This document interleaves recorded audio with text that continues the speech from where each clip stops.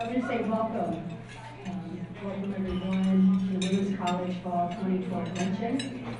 What a beautiful day. Somebody said beautiful day inside and out. And yes, it is. It's wonderful to see all of you here today. And I'd like to say it's really nice to be standing up here for a second year in a row. It's a sign of a good time that I might be doing my job. Sometimes there's a little uncertainty in that area, I have to say.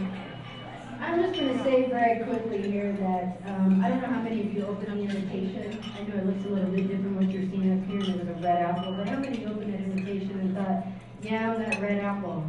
You know, I am that red apple, and today we're the green apple. You know, we stand out and we stand above, and we reach really far. It is a pleasure to be a part of the Women's College and be part of the Women's College community. And I want to say it is a pleasure to work for the Dean, who will be speaking to us and delivering the state of the college. So if you'll please welcome me, help me welcome me, Dean Luncheon.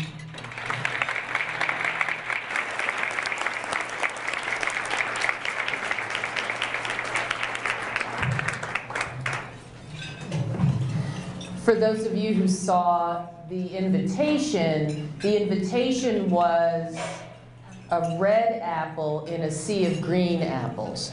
And it's important that I tell you that because it's part of my speech.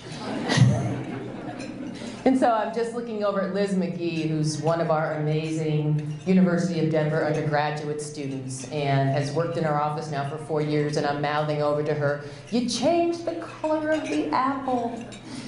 But we know that at the Women's College, we are adept and resilient, and we can make change. I also, before I start the formal part of my speech, want to say a special thank you to the women in the FSEM class. Some of them are over here to my right. I've seen a couple around the room who I spoke to, actually had a conversation with this morning. And we talked about advocacy, and we talked about so many things that are becoming clearer to these first-year students at the Women's College who are in a class that not only it reinforces the importance of critical thinking and writing, but also has these women looking at the issues of the day and the impact of those issues of the day, particularly on girls and women. And as I was walking over with Becky Allen, our Director of Planning and Budget, who has just survived the budget process here at the University of Denver, I said, "Becky, you should do what I just got to do, which is go to a class and actually sit down and talk with students, because in that half hour I have been renewed." So thank you again, Women's College FSEM students who were so kind to spend their morning with me. I really feel very grateful for that. And you will see, I gave them a couple of sneak previews of the talk, but they'll see that actually what we talked about this morning in class is incredibly relevant to the talk that I'm about to give to you. So let me begin by, as always, welcoming so many of you, our students, our beloved students, our faculty and staff, the dear friends of our college. It's so great to see all of you. It's never a state of the college address without all of us gathered, and our alumni, who I see across the way there at the table. Thanks so much for being here. The invitation to today's luncheon not only had apples, one of a different color, and the others, a sea of green or a sea of red, depending on the group of apples, but there was a quote from a company you may have heard of called Apple. And the quote talked about crazy people. Crazy people. And I thought, we're sending out an invitation and we're talking about crazy people. But the end of the quote sounds like this: because the people who think they are crazy enough to think they can change the world are the ones who do.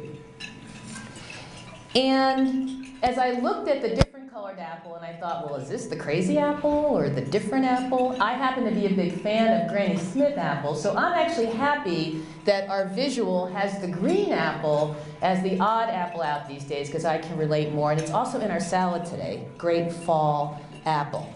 So when I think of this college, I actually think with pride that we're that green apple. And I want to talk about what I think makes us so deliciously different. And also to talk in this State of the College address about our points of pride. We are a women's college. One of 46 in the United States and Canada, and we are the only women's college in the Rocky Mountain West.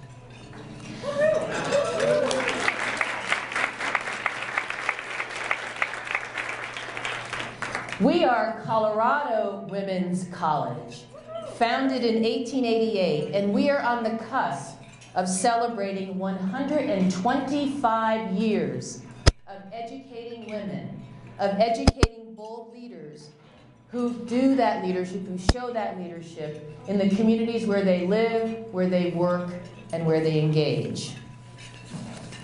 We are this university's women's college. We are the only undergraduate women's college in the country that exists as its own college after a merger with a larger coeducational institution, the only one in the country.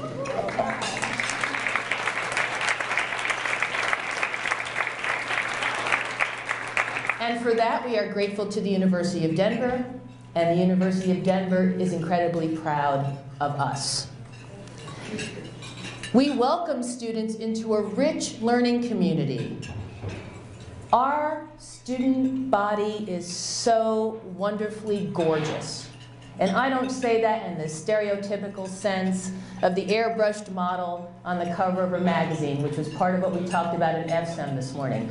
I am talking about the richness of age, of race, of ethnicity, of differing abilities. We are the most diverse undergraduate unit here at the University of Denver, and that is a point of pride.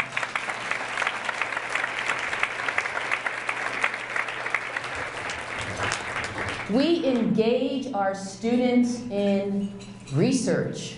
We are home to the first undergraduate program in community-based research in this country. And although I said I wouldn't do this, I am going to make a plug for the community-based research program because applications for that program are due. And I know that all of you read your community announcements. Yes, head nodding, you know, that thing that comes out every week that I want you to read.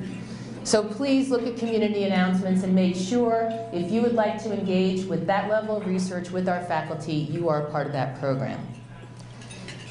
We educate, and we educate not just from the head, but we also educate from the heart.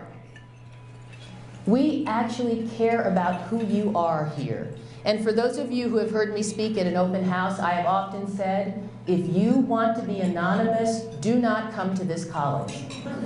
Because we will know you, we will know your intellectual journey, we will know your professional journey, and we will know your personal journey. And we walk this path with you. You are not a number at the Women's College, you are a person. And I'm seeing heads nodding over there, you know what I'm saying. We produce research that matters.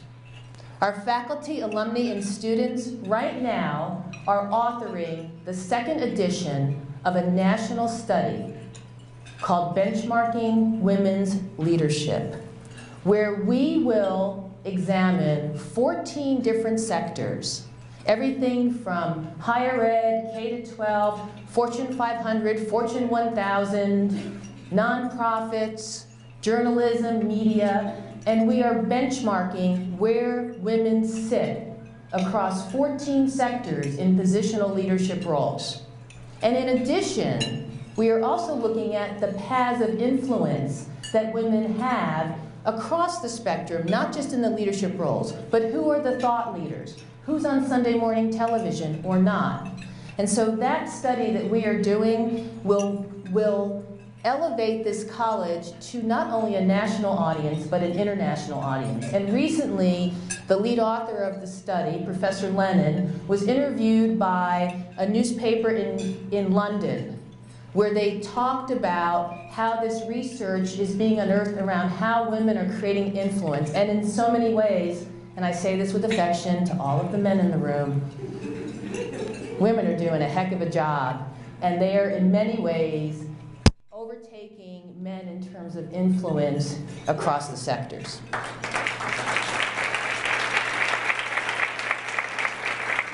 I'm going to give you a statistic later that will assure you that not a lot is being overtaken immediately, but we'll wait for that. We partner with people who invest and care for our college. Our college has such amazing men and women who invest in us. And their primary investment in us is in the form of scholarships and financial aid for all of you. I know that one of our donors today always sits with her scholars. And it is that kind of relationship that makes investing in this college really special. And since 2007, in the university's current campaign, we have raised almost $5 million for scholarships and academic programs, and that is something for this college to be proud of.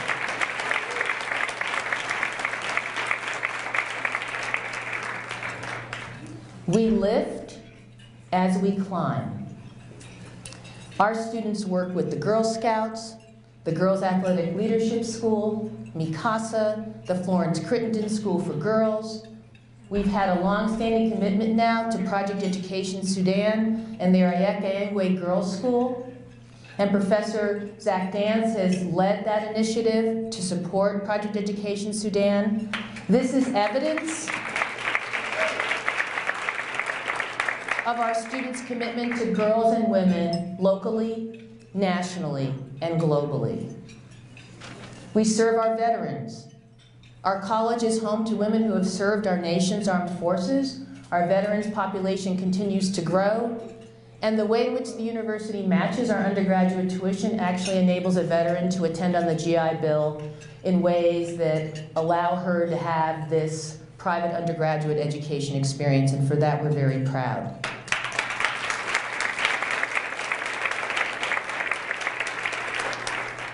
For those of you who are able to attend one of our 5 leadership salons, we are in this community elevating women's thought leadership. We have seen women and men from all over the state coming to this college, coming to the Chambers Center, coming to the Center for the Performing Arts and Red Line Gallery to talk about the issues of the day with the thought leaders at the podium, women. Women are such a small percentage of the spokespeople for any issue in this country. When you turn on Sunday morning television, the only woman in the top 10 that we see with any regularity of who's on those shows is Secretary Hillary Rodham Clinton. Otherwise, we're not seeing women at that podium. And so our goal with the leadership salons was to talk about healthcare policy, to talk about politics, to talk about where are the women, to talk about violence, to talk about things that matter to all of us and have our experts be women. And in that way, I think we have done an amazing service to this university and to this community that we live in to elevate these issues. And we are so grateful for the partnerships that we've been able to develop with places like Red Line and the Center for the Performing Arts. We are grateful because we see our college as a community-focused college. And so those partnerships make tremendous sense to us, and gratefully they make sense to our partners as well. So thank you. We encourage entrepreneurship and we encourage entrepreneurial thinking. We are still the only college in the state that has an entrepreneurship center specifically dedicated to women. Y'all gotta stop this clapping because I'm not gonna get through my seat. It's actually great. So you know what? I have 3 more and then you gotta hold. We explore the world. We have opened opportunities for our students to visit Mexico, Taiwan, Uruguay, and at the end of this month, we have students going to South Africa, which is amazing. Okay, clap, that's good. You can clap for that too. We are inclusively excellent. Our college is committed to creating an environment where all are welcome, respected, and honored. And we thank Dr. Art Jones for his leadership as our Associate Dean for Inclusive Excellence. And as you can see, we are the green apple in a sea of red apples, a unique learning community that educates women to create the change they wish to see in the world.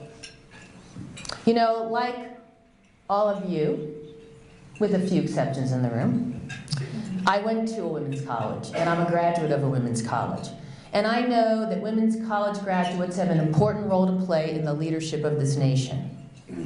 Across most sectors, women on average comprise only 18% of those in positional leadership roles. 18%. And I always say, flip the math. That means that 82% of the leadership roles across sectors are not held by women. Now, of those leaders, of those 18%, interestingly, women's college graduates still constitute the majority of those leaders. And recently, when we had Tiffany Dufu, who's president of the White House Project, which is the organization that we're partnering with in the Benchmarking Women's Leadership Study, Tiffany said, for those of you who are in that leadership salon, Tiffany said that there were 3 things that can define a woman leader. 1 is that she was a Girl Scout. 2 is that she played organized sports. And 3, that she either went to a girls' school or a women's college. And so, you know, no pressure on my women's college students here. But you get the picture.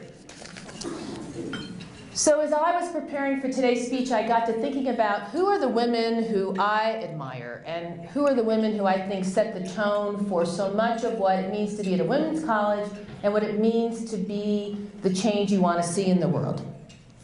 And so I want to share with you an excerpt from a TED Talk that Secretary Madeleine Albright gave a couple of years ago.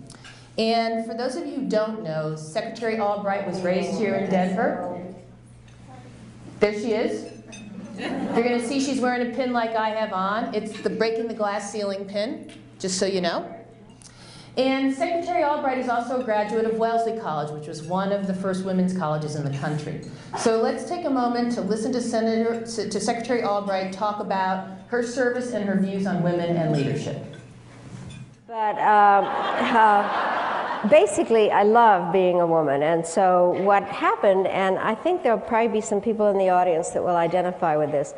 I went to my first meeting at the UN, and that's when this all started, because that is a very male organization. And I'm sitting there. There are 15 members of the Security Council, so 14 men sat there staring at me, and I thought, well, you know how we all are. You want to get the feeling of the room, and do people like me, and will I really say something intelligent?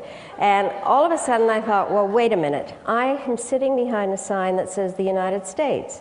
And if I don't speak today, then the voice of the United States will not be heard. And it was the first time that I kind of had that feeling that I had to step out of myself in my normal kind of reluctant female mode and decide that I had to speak on behalf of our country. And so that happened more in various times, but I really think that there was a great advantage in many ways to being a woman. I think we are better a lot at personal relationships and then have the capability, obviously, of telling it like it is when it's necessary. But I have to tell you, I have my youngest granddaughter, when she turned 7 last year, said to her mother, my daughter, so what's the big deal about Grandma Maddie being Secretary of State? Only girls are Secretary of State. Added her.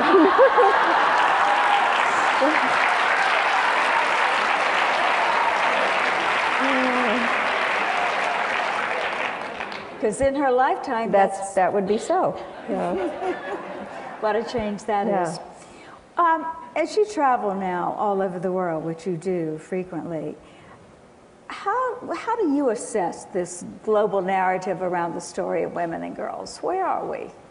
I think we're slowly changing, but obviously there are whole pockets in countries where nothing is different. And therefore means that we have to remember that while many of us have had huge opportunities, and Pat, you have been a real leader in your field, is that there are a lot of women that are not capable of worrying and taking care of themselves and understanding that women had to help other women. And so what I have felt, and I have looked at this from a national security issue. When I was Secretary of State, I decided that women's issues had to be central to American foreign policy.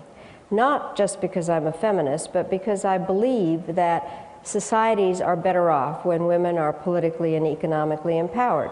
That values are passed down, the health situation is better, education is better, there is greater economic prosperity. So I think that it behooves us, those of us that live in various countries where we do have economic and political voice, that we need to help other women. And I really dedicated myself to that, both at the UN and then as Secretary of State. And did you get pushback from making that a central tenet of a foreign policy? From some people. I think that they thought that it was kind of a soft issue. The bottom line that I decided was actually women's issues are the hardest issues because they are the ones that have to do with life and death in so many aspects, and because, as I said, it is really central to the way that we think about things. Now, for instance, some of the wars that took place when I was in office, a lot of them, the women were the main victims of them. For instance, when I started, there were wars in the Balkans. The women in Bosnia were being raped. We then managed to set up a war crimes tribunal to deal specifically with those kinds of issues. And by the way, one of the things that I did at that stage was I had just arrived at the UN, and when I was there were 183 countries in the UN. Now there are 192, but it was one of the first times that I didn't have to cook lunch myself. So I said to my assistant, invite the other women permanent representatives. And I thought when I'd get to my apartment that there'd be a lot of women there. I get there and there's 6 other women out of 183. So the countries that had women representatives were Canada, Kazakhstan, Philippines, Trinidad, Tobago, Jamaica, Liechtenstein, and me. So being an American, I decided to set up a caucus. And so we set it up, and we called ourselves the G7. And Girls 7. And we lobbied on behalf of women's issues. So we managed to get 2 women judges on this war crimes tribunal. And then what happened was that they were able to declare that rape was a weapon of war, that it was against humanitarian.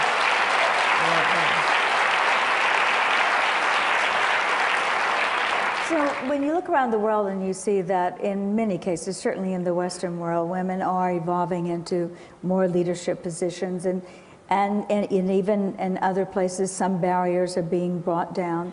But there's still so much violence, still so many problems.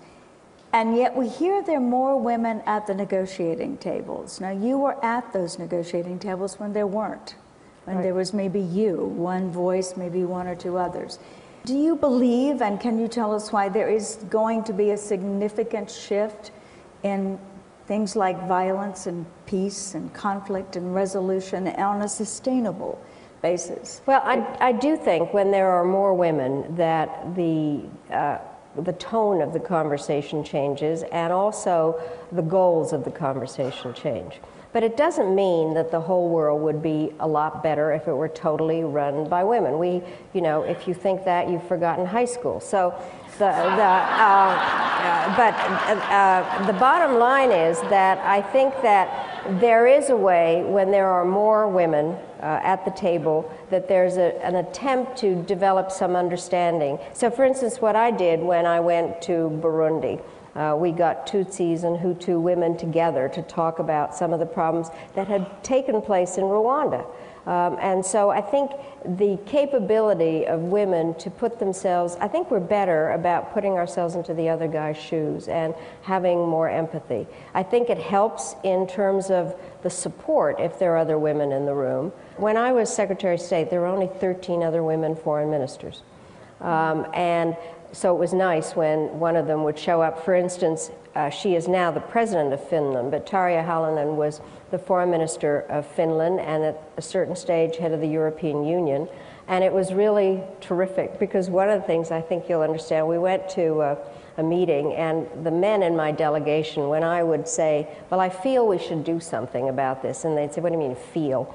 And so then Tarja was sitting across the table from me, and all of a sudden, and we were talking about arms control, and she said, well, I feel we should do this. And, you know, my male colleagues kind of got it all of a sudden. But I think it really does help to have a critical mass of women in a series of foreign policy positions. The other thing that I think is really important, a lot of national security policy isn't just about foreign policy, but it's about budgets and military budgets and how the debts of countries work out. So if you have women in a variety of foreign policy posts, they can support each other when there are budget decisions being made in their own countries. So how do we get you know, this balance we're looking for then in the world? More women's voices at the table, more men who believe that the balance is best. Well, I think one of the things, I'm chairman of the board of an organization called the National Democratic Institute that works to support women candidates. I think that we need to help in other countries to train women to be in political office, to figure out how they can in fact develop political voices. I think we also need to be supportive when businesses are being created and just make sure that women help each other. Now, I have a saying that I feel very strongly about because I am of a certain age where when I started in my career, believe it or not, there were other women who criticized me. Why aren't you in the carpool line? Or aren't your children suffering because you're not there all the time? And I think we have a tendency to make each other feel guilty. In fact, I think guilt is every woman's middle name. And so I think what needs to happen is we need to help each other. And my motto is that there's a special place in hell for women who don't help each other.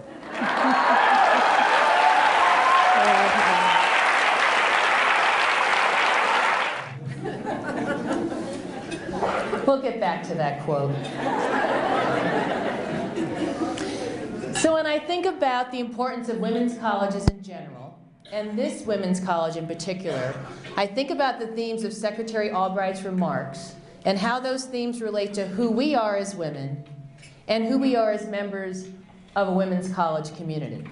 So first, speaking out, stepping out, having our voices heard.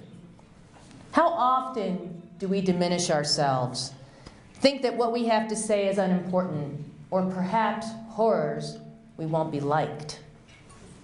Women's colleges are places where you are expected to have a voice. Secretary Albright, a women's college graduate herself, said when she saw the sign, United States, in front of her, she knew she had to speak for her country. When I see the sign, the women's college, I know that I have to speak out for my college and for each of you.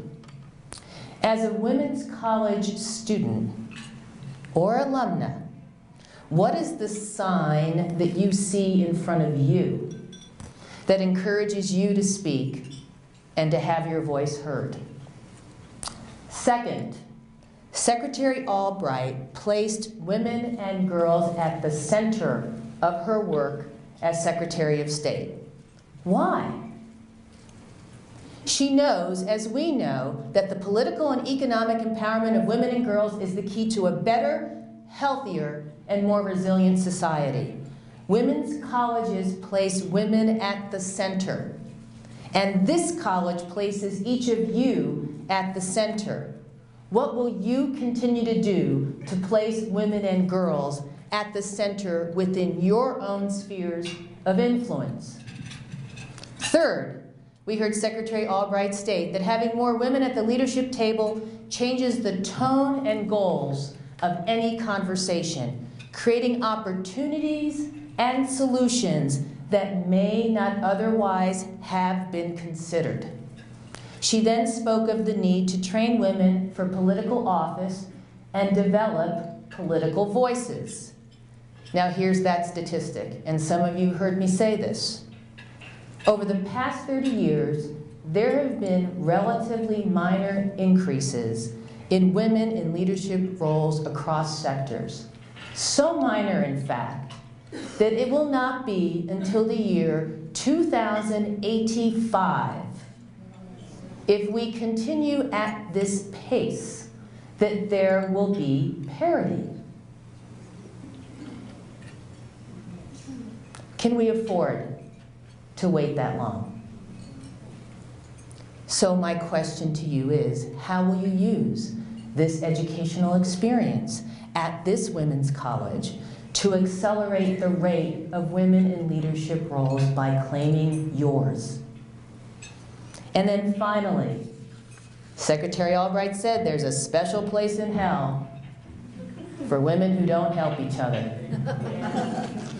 You know, it saddens me to know that women don't support one another, but the thing that I love hearing, and I have heard this consistently throughout my now 6 years as dean, is that when women come to the women's college, they will say, this is the first time that I am in an environment where I am being supported by other women.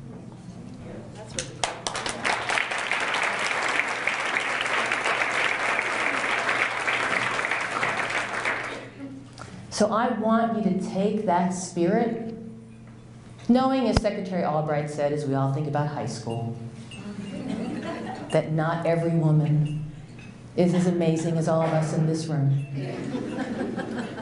However, there's a big task out there, and we need to support each other in that task.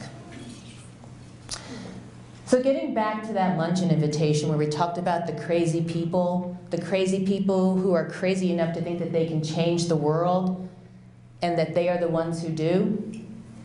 You know, changing the world seems like a really tall order. But if we don't work to change the world, if we don't work to open up wider possibilities and solutions, to place women and girls at the center, we may have to wait until 2085 for parity and voices at the table. Can our sons and daughters, our nieces and nephews, any of our loved ones wait that long? Can our nation wait that long? Can the world afford to wait that long for women to be part of the solution? I say no. I am tired of waiting. I say yes to each and every one of you. You could have gone anywhere. You could have gone to any other college, but you came here. You came to a women's college, a college that's dedicated to the advancement of each of you, to elevating women and girls, and to creating the capacity in each and every one of you to be bold leaders. This is not just another college. It's not just your typical college education. This is more than that. There is a sign in front of each and every one of you that says, change the world for the betterment of girls and women. And you know, when you do that, you change the world for the betterment of boys and men. This is not exclusive. This is a party we want to invite everyone to. But we can't do that unless you all step up and you take this college experience that is unlike any other. You take this only women's college in the Rocky Mountain West and you do something with this education. You make the world a better place for all of us. That is what this education is about. That is what the state of this college is about. Yes, it's about raising money, and yes, it's about the classes you take, and yes, it's about being part of the University of Denver, but it is more than that. Because if this college doesn't elevate girls and women, then who will? And if you don't do that, who will? So I want you to all walk out of this with a sign that says, I am committed today to the betterment of girls and women. I want you to join Secretary Albright, and ideally me, in heaven, because we're going to be supporting each other.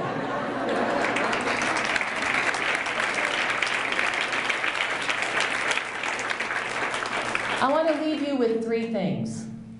I know I've already given you the sign, so you got that, right? Y'all going to have the sign. It could be a bumper sticker. Maybe it could be a new sign for the women's college. Where's Melissa? We'll figure something out. Okay, 3 things that I'm closing. Not too bad. Number 1, please remember to vote.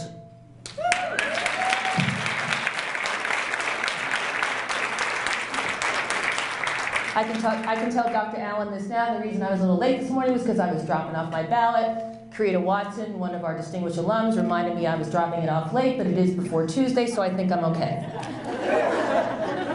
There's still time. Exercise your right to vote. If you think that your vote doesn't make a difference, then you haven't been paying attention to what's been happening in this country. Exercise your right to vote. Secondly, invite a woman that you know to enroll in this amazing college. Share this experience.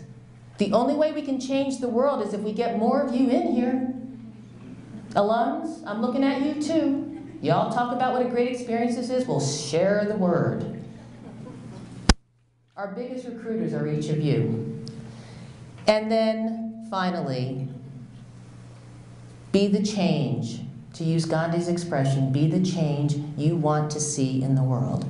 No matter what your issue, stand up, speak out, and like I said earlier, like Secretary Albright, put that sign in front of you each and every day that compels you to make a difference in the world. I'm out there with my sign for all of you. I need you out there with signs for all the other things we need to take care of. Thank you so much for being a part of this community. I truly do love you all. You have given me the best job in the world, and I am deeply grateful to be your dean. Thank you.